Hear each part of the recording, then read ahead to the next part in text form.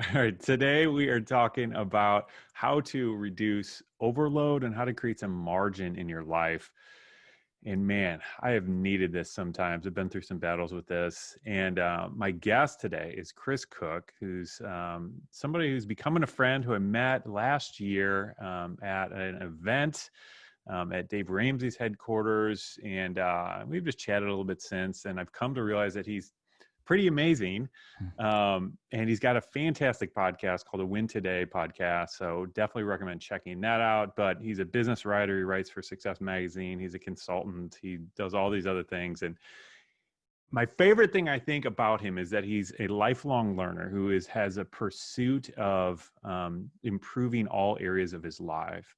And this is a lot of what he talks about on his podcast, but I like people who are just constantly trying to improve because that's something I'm trying to do. And I just want to get better and better and better at really every area of my life. And Chris does that exceptionally well. So I thought we could bring him on today and talk about this idea of margin and how to reduce the overload, the overwhelm, the busyness that so many of us struggle with. So with all that out of the way, Chris, thanks for taking a few minutes and chatting with me today, brother. It's great to see you, Bob.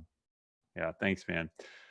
So I just want to dive in because, especially with this topic, there's so many of us that are overloaded but I don't know if I have time to listen to 30 minutes of this. So let's get right to it, Mm-hmm. So this blog post that we're referencing, I'll have it linked up in the description for anybody who wants to check it out. Just a lot of good stuff in there. But you talked about 6 different kind of steps or habits to kind of make some progress in this area. Yeah. One of the things you mentioned, which I love, you said, make your bed every day. Yeah. So how long has that been a habit for you? How did you establish that? What's the logic there? Well, I've been doing it since I was a teenager, and I know that's kind of weird for teenagers to do it. I'm in my mid 30s now, and I've just always been a neat and tidy person. So I honestly, Bob, that probably informs a lot of it. But, as I grew older, what I noticed, because again, I like to practice self-awareness. And I thought to myself, why when I do this, do I feel better about how I'm starting the day? And I started to notice that by making my bed and starting my morning, my startup ritual that way, I was accomplishing something right off the bat. I was setting order to my day. And a former Navy, I think it was a Navy SEAL, or perhaps just a naval officer that actually has a whole book, I believe, on this topic. And his lecture is available on YouTube. I apologize, I can't remember his name. I found that later and went, oh, this makes a lot of sense from a neurobiological sense. What I'm doing is I'm setting order to my day. I'm framing in focus right away for the day. Mm-hmm. And so it's just a big deal for me. I am an Enneagram 1. I'm type A. I love to achieve. I'm a hard worker. I'm very driven. And so I think a lot of that perhaps informs my desire to start that way. So there wasn't a ton of rhyme or reason to it until I started to dive into the research and say, oh, wow, there are actually people saying there is some behavioral psychology that perhaps validates it. Yeah. I know in my case, so back to the Enneagram, I'm a 3. Okay. And for me, everything is about accomplishment and checking things off my list. This is a very 3 thing. And in terms of making the bed, like you mentioned, it's something that you can accomplish immediately. And I might have read or heard that same thing you're talking about with the naval officer or SEAL or whoever. I don't remember who it was. We'll look it up and we'll try to find it. But the thing for me is that I've noticed throughout my day, I have a checklist almost every day. I'm operate on this, and my feeling of success and failure throughout the day or at the end of the day is determined by, sadly, how many things I check off my list. And I don't want it to be that, and I'm still working through that. But for whatever reason, that is a big part of it. And so could lead to a whole nother discussion of how I'm beginning to reframe this a little bit. But the point is me having an immediate quick victory or quick something that I can quickly always succeed at and always check off the list in really about 30 seconds, uh, changes the tone of the rest of my day. Because as I begin to feel more successful, it like just spurs on more energy out of me, and it just helps me attack the next thing better. Versus when I have those days where I feel like, man, when I'm just struggling for one reason or another Mm-hmm. emotionally and just not moving the way I want and feeling like I'm not succeeding the way I want, that normally leads me in the opposite direction.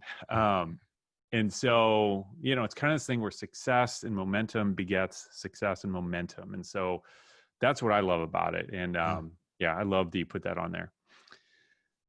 Let's talk about this. You said divert daily, Yep. withdraw weekly, and abandon annually. Can you Yes. explain that and tell me a little about what you're talking about there? I'd love to. So I first heard this from my pastors, Dave and Ann Wilson, and they are actually the hosts of Family Life Radio and speak around the country for Family Life. And they teach this in their Weekends to Remember.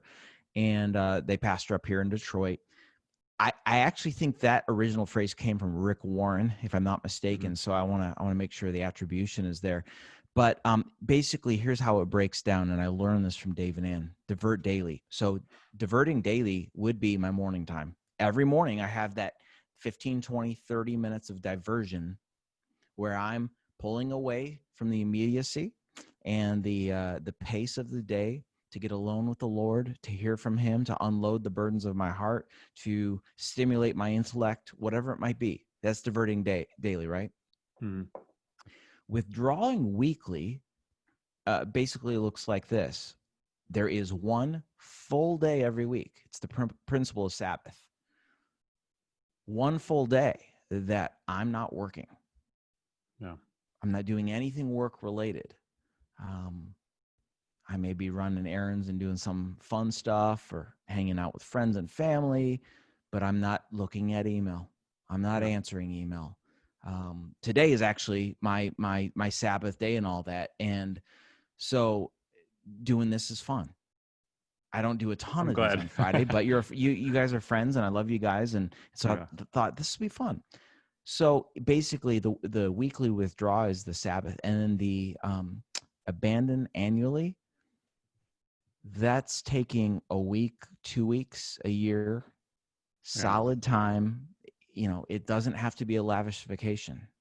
It can be a staycation where you are shut down Yeah. and you're dreaming, you're thinking, you're vision boarding, you're asking the Lord, Lord, what do you want me to know about who I am inside my identity? Lord, what do you want me to do? 1 Samuel 30, David um, went before the Lord and he said, Lord, should I do this? Should I pursue them? Should I do this? Will it work? Like, we have to take time to actually ask the Lord, what do you want me doing in this season? We Yeah. can't always assume that what we have been doing is what the Lord wants us to do now. And so it's that annual abandon that I think allows us to rejuvenate our soul, to laugh, to have fun, to eat great food, to take care of our body. But yeah, that's basically the principle of the three in Yeah. a nutshell. I love that. So divert daily, withdraw weekly, abandon annually. Yeah. Um, yeah. So Linda and I have been, we've been taking a 1 month sabbatical once a year for like the last 7 years. I've talked Mm. about this, in the past, but it's been, after we did it the first time, I just remember telling God, like, please, if there's any way I can just continue to do this every year, like it was just so life impacting and life changing and beneficial that I'm like, I Yeah. have to find a way to do this if at all possible every year. Uh-huh. And we've been doing it ever since. And highly, highly recommend that kind of disconnect. Uh, yeah, for anybody listening. That's awesome, Bob. So one other thing I want to talk about here that you mentioned in there was you said be a quitter every quarter. Quit something. Let's talk about this. Yeah. I think again, it's the personal audit in asking yourself, is there any area of my life in which I'm no longer productive but just busy? Yeah. Is there any area of my life this is where it gets hard is, yeah, maybe I enjoy doing something, but it's just not producing the fruit it needs in the season.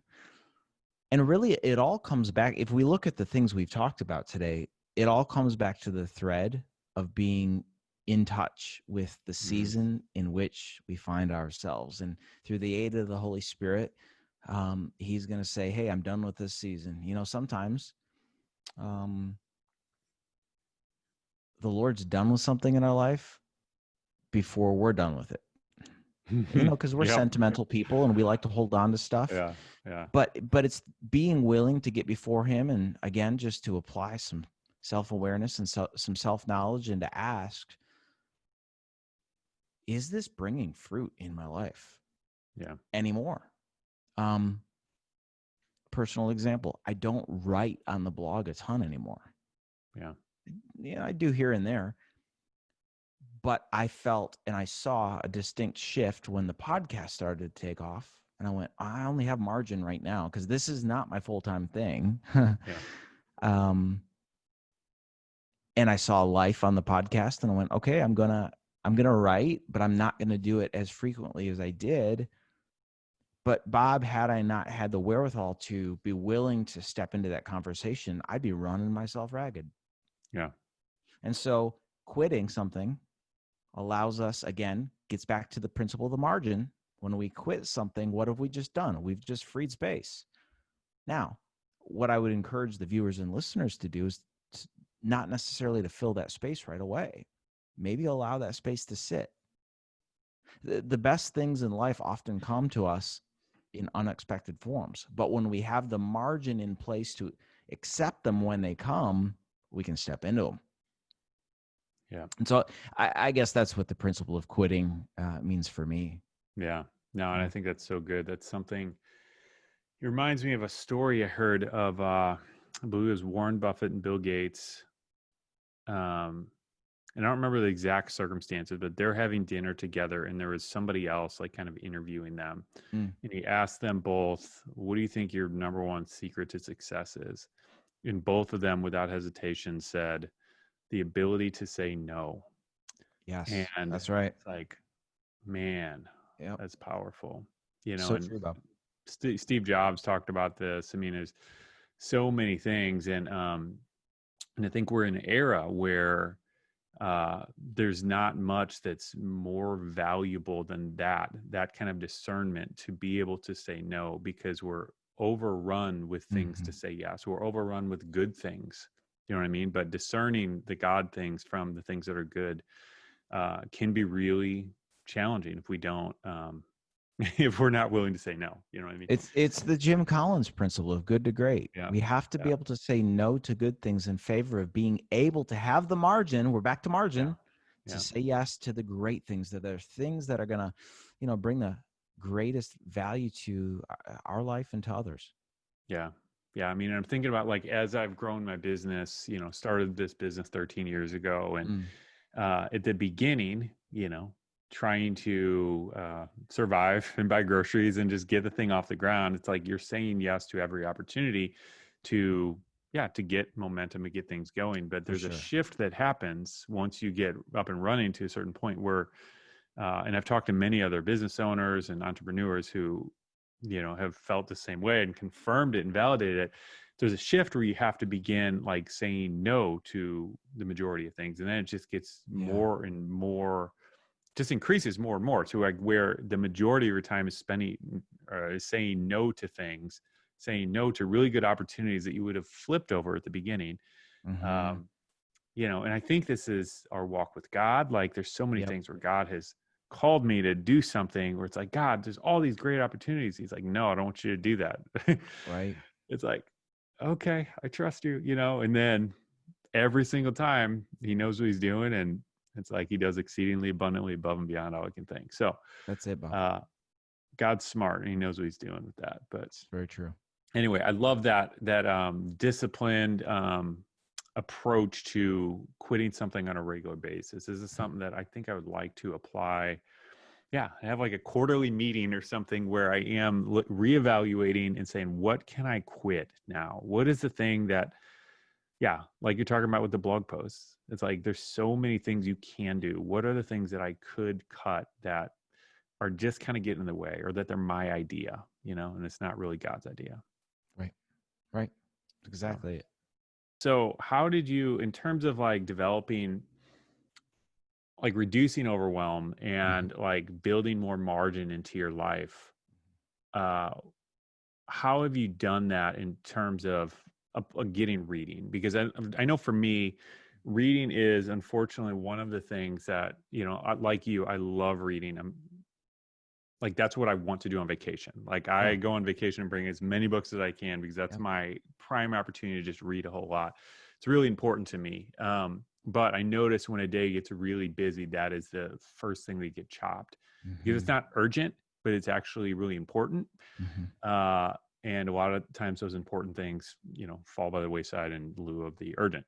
So, yeah, how have you wrestled with that, or has that been easy? Like, what's worked for you to kind of, I don't know, keep that a priority? Great question. My morning routine outside of an emergency is immovable. Hmm. It's sort of like this, and I'll use the financial analogy. It's the principle of tithing, so to speak, for me. Yeah. I don't I believe in tithing with all my heart. I don't tithe after all my bills are paid and see what's left. No, I give Yeah. the Lord, it's the principle of the first fruit. Yeah. And because of that, I realize that I can't give anyone something that I don't have myself. And so while it sounds countercultural, it sounds perhaps a little illogical, the first part of the day is spent investing in myself so that I have something of value to give people Yeah. throughout the day. That's And good. what that looks like is my time with the Lord, Yeah. especially in the pace of culture in which we find ourselves. I think we have to be anchored in the Word of God. Yeah. And so my devotional time, pouring my heart out before the Lord, Psalm 62, I think it's verse 8, it says, pour out your hearts before him. Well, I take time to do that. I take time to empty myself before the King of Kings, who knows my name, who bears my burdens. Psalm Yeah. 68:19 says, blessed be the Lord who bears our burdens and carries us day by day. So every morning I have that time to worship. And Yeah. honestly, Bob, it's a list. It's prayer's a conversation. I'm taking time to practice silence and stillness and solitude and hear him. Lord, what's on your heart? Lord, what's the burden on your heart? It's a relationship. And I'm in the word. And so funny, someone told me the other day, I love Bible plans. I love Devo plans. I love Bible in a year and all that. But sometimes I think it's okay to sit on a verse and suck it dry like a lozenge for hours. Yeah. Holy Spirit, what do you want me to know inside of this, inside my identity? Lord, what does this reveal about your character, about your truth? And so I do that. My first part of the morning, Bob, is spent investing in him, sanctifying the day, spending time with the Lord, getting in the word, worshiping. Um, and then I do some light reading. I have a couple books I'm working on right now, and just to stimulate my mind. And I'm a big proponent, actually, not trying to advertise here, but Michael Hyatt's Full Focus Planner has been a game changer Yeah. for me, Yeah. in helping me to start my day well. And I'll say this, I actually learned this from Michael, to schedule my time on paper first. So Hmm. it almost has a blueprint to it. So because of that, my morning routine, I know I'm taking a minute to answer your direct question, Yeah. but I want to create context for the listeners and the viewers. When I have my morning routine articulated and scheduled, and it's kind of immovable outside of an emergency, there's nothing that gets in the way. I don't do morning meetings before my morning time. I don't do phone calls. I don't do this or Yeah. that because I've got to do that. So how do I get my reading time done? Based on your question, it's in that spot. Yeah. And it varies. Like our stages of life. You and Linda have 3 kids. I don't. So Yeah. obviously that's going to look different for you than it is for me, and that's okay. Um, I think it's just intending to do it. Yeah. Yeah. No, So I yeah. like that idea a lot. Uh, and and I've had phases in my life where I feel like I've done this better than others, but yeah, it's basically budgeting. It's just instead That's of it, budgeting Bob. your money, you're That's budgeting your it. time. Yeah. You're getting it down first, where you're going. Like that just makes a whole lot of sense. All right. Any other thoughts? Do you think we should, anything else you want to throw out there in regards to this, in regards to helping people kind of increase that margin in their life that you feel like we haven't chatted about? I think we've covered most things, but my encouragement to everyone watching us, listening to us today, would simply be to listen to the pace of your soul. Hmm. You got to take care of your soul, guys. The overwhelm in society right now is at a fever pitch pace.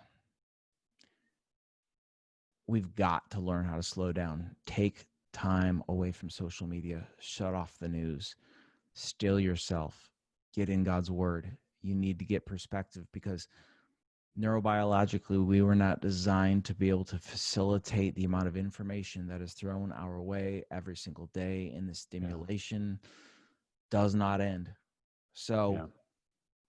there comes a time where you must just shut down and allow life to come back to your soul, your spirit, and at the same time take care of your body. We have one life to live.